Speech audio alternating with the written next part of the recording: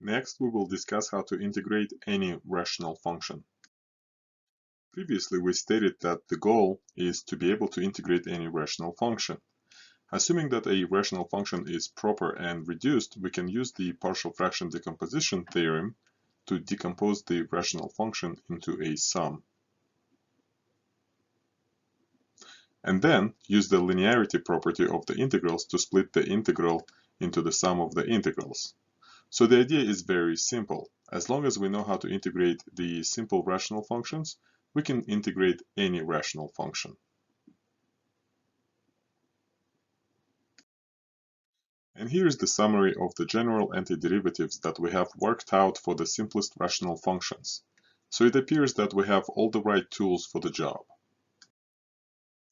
Let's integrate some rational function.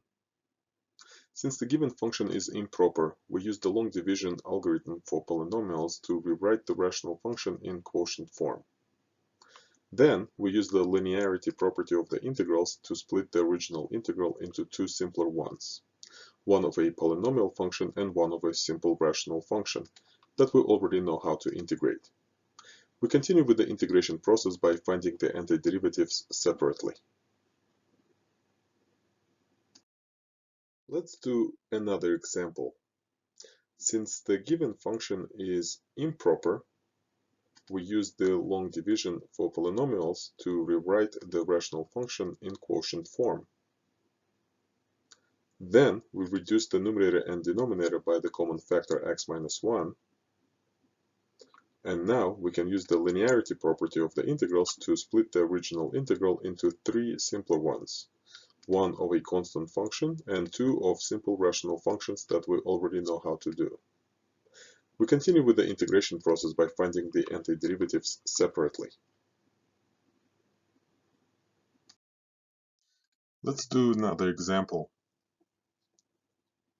Since the given function is improper, we use the long division for polynomials to rewrite it in quotient form and reduce the numerator and denominator by the common factor x minus 1. Now we use the partial fraction decomposition to rewrite the rational function as a sum of simpler rational functions. Finally, we can use the linearity property of the integrals to split the original integral into three simpler ones, one of a constant function and two of simple rational functions that we already know how to do. We continue with the integration process by finding the antiderivatives separately. Let's do another example. Since the given function is improper, we use the long division for polynomials to rewrite the rational function in quotient form and factor the denominator. Now we use the partial fraction decomposition to rewrite the rational function as a sum of simpler rational functions. Finally, we can use the linearity property of the integrals to split the original integral into three simpler ones, one of a constant function and two of simple rational functions that we already know how to do. We continue with the integration process by finding the antiderivatives separately. Let's do another example. Since the given function is proper, we factor the denominator. Now we use the partial fraction decomposition to rewrite the rational function as a sum of simpler rational functions. Finally, we can use the linearity property of the integrals to split the original integral into two simple rational functions that we already know how to integrate.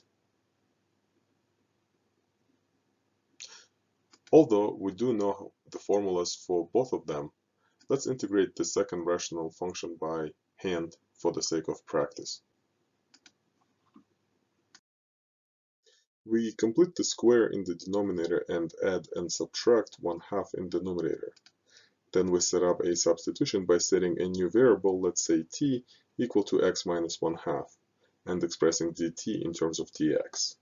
As a result, we have an indefinite integral in terms of t, of a rational function that we already know how to integrate.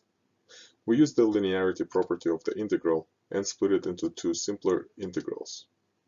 each of which we already discussed previously.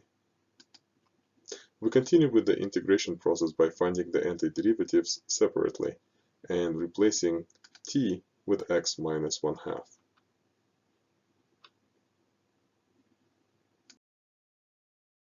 Now we can go back to the original problem and plug in the result of the previous computation instead of the integral.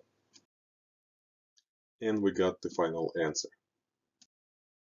We discussed and practiced integrating rational functions.